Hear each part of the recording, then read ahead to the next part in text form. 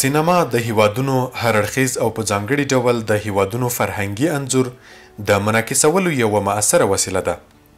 خو د افغانستان په څیر هیواد کې د سینماګانو وضعیت او د فرهنګ په انعکاس کې یې رول له نورو سره توپیر کوي.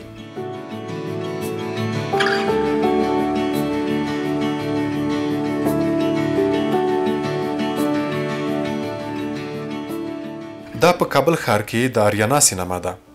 دغه سینما یوازینۍ هغه ده چې د افغانستان په اوسنیو شرایطو کې په نسبي توګه فعاله ده. د آریانا سینما په 1942 لمریز کال کې جوړه شوې او هغه مهال یې د یوې مطرحې سینما په توګه د کابل ښار پښتونستان ورته څیرمه ځای کې د افغانستان د فرهنګ اړوند مستندونه، فلمونه او انځوریز نندارتونونه نندارې ته ایښودل. خو د آریانا سینما دې حالت ډیر دوام ونه کړ او په افغانستان کې د حکومتونو او نظامونو بدلیدو د دې سینما فعالیتونه هم تت کړل. د آریانا سینما د فعالیتونو پر وړاندې ترخه موده د 90مې لسیزې کورنۍ جګړې وې، هغه چې په نتیجه کې عام خلک ووژل شول، کورونه یې وران او عامه شتمني هم تخریب شوه.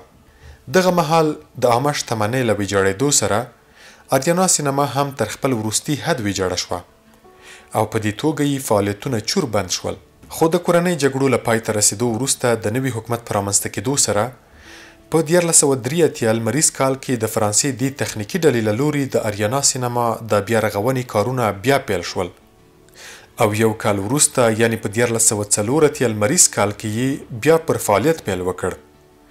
د پیل په دې موده کې دې سینما په ورځنۍ توګه ښه عاید درلودل او د کورنیو فلمونو او مستندونو ترڅنګ پکې د نړۍ د مشهورو سینماګانو له لوري تولید شوي فلمونه هم سهار، ماسپښین او ماښام مهال په 3 وختونو کې نندارې ته وړاندې کېدل. د دې سینما د مسؤلانو په خبره شاوخوا 2 لسیزې وړاندې له دې سینما په ورځنۍ توګه د 5 او 10 زرو افغانیو ترمنځ عاید ترلاسه کېدل. خو په همدې موده کې بیا دا عاید له دې کبله کم شول چې یا د سینما ارګ او د دولت نورو حساسو ځایونو ته څیرمه جوړه شوې او د وخت حکومتونو د دې لپاره چې د امنیتي تهدید مخه نیول شوې وي په آریانا سینما کې نندارې ته د فلمونو وړاندې کول کم کړل او په دې توګه د یادې سینما ورځني عاید هم لږ شول. په کابل کې تاریخي سینماګانې لکه د بهزاد، اریوب، د خیرخانې او د شهرنو سینماګانې کلونه وړاندې له فعالیت لویدلې وې. خو د 2021 زیږدیز کال له نیمایي را په دې خوا بیا په کابل ښار کې د ځینو موجودو فعالو سینماګانو فعالیت هم ټکنی شو. په دې منځ کې آریانا سینما د یوې فعالې سینما په توګه تر اوسه پاتې ده. په تیر 1401 کال کې یې یوازې یو نندارتون ترسره کړی دی. د آریانا سینما دا مهال 9 تنه کارکوونکي لري او اړوند چارې یې د کابل ښاروالۍ د کلتوري ریاست له لوري تنظیمیږي. د کابل ښاروالۍ د کلتوري چارو رئیس له ملان میډیا سره د سینماګانو د وضعیت په اړه په مرکه کې وایي پر سینماګانو د تیرو حکومتونو له لوري پانګونه شوې او د اوسني حکومت پالیسي هم دا ده پر هغه څه چې پانګونه شوې وي ساتي یې.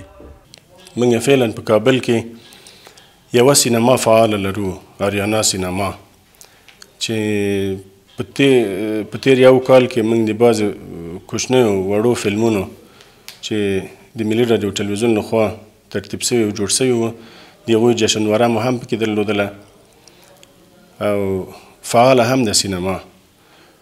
امارات پالیسي هم دا ده چې څه باید له منځه یونسو، هغه څه چې منفي حرکتونه ځینې کېدل یا د منفي فرهنګ یا خلاف د افغاني فرهنګ او کلتور نشرات ځینې کېدل، هغه غواړو چې مثبت ته یې واړوو او دا چې د موږ اسلامي او افغاني فرهنګ له هر هغه ادرس نه متضرره شوی، موږ غواړو چې بیرته له همغه ادرس نه ترمیم کړو. نو موږ خو سینما کې یو څه نیمګړتیاوې وې، هغه مو ترمیم کړي.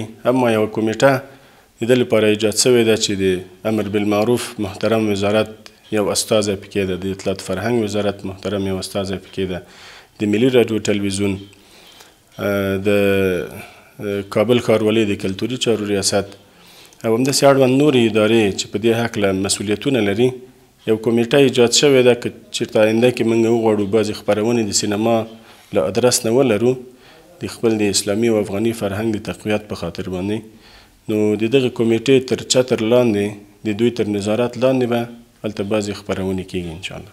په سینماګانو کې نندارې ته له وړاندې کېدونکو فلمونو او مستندونو موخه زده کړه د فرهنګ ترویج، تفریح او د هیوادونو د تاریخي سیر په تړاو د معلوماتو ترلاسه کول دي. د کابل ښاروالۍ مسؤلان هم تاییدوي چې سینما د افغاني فرهنګ په ترویج او پیاوړتیا کې د رسنیو په څیر عمده رول لري او حکومت به په دې برخه کې د سینماګانو له رول استفاده وکړي. طبیعي ده، په دې کې شک نشته. تاسې د اسلامي امارات تر راتګ وروسته د راډیوي خپرونې، نشراتي خپرونې په ټلویزیونونو کې، سینما هم همداسې یو مثال لري لکه ټلویزیون. نو په دې کې شک نشته ده چې څومره فعالیت، څومره کار اسلامي امارات د اسلامي فرهنګ او اصیل افغاني فرهنګ د ترویج یا د قوت په خاطر کړی ده.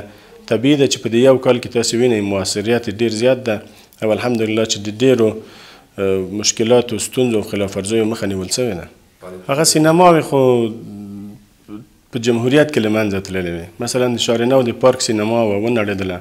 تاسې په خپله شاهدان یاستئ. د بهزاد سینما وه، هغه بیخي له منځه تللې ده. حتی کلونه کېږي چې هغه مخروبه ده، کوم فعالیت پکې نشته. اما د تاریخي آبدې په شکل موږ ساتلې ده او ممکن ترمیم هم سي او په همغه شکل وساتل سي.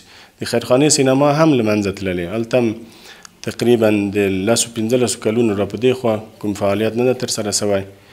نو محوطه سته، د موږ امنیتي ګارد چې کوم اړتیا د هغه د ساتنې لپاره لري هغه فعال دي، هغوی هلته سته، ساتنه ترې نه کوي. هېڅ چاته موږ اجازه نه ورکوو. موږ خپل اصول لرو، خپل فرهنګ لرو. موږ د خپل د فرهنګ حمایت کوو، د هغه د خپرولو لپاره هلې ځلې کوو. د کابل ښاروالي مسؤلان ډاډ ورکوي چې له سینماګانو به یوازې د افغاني فرهنګ په دودولو کې ګټه اخیستل کیږي او په همدې موخه په پام کې لري چې د سینماوو د پیاوړتیا او کیفیت لوړولو په موخه پرې پانګونه وکړي.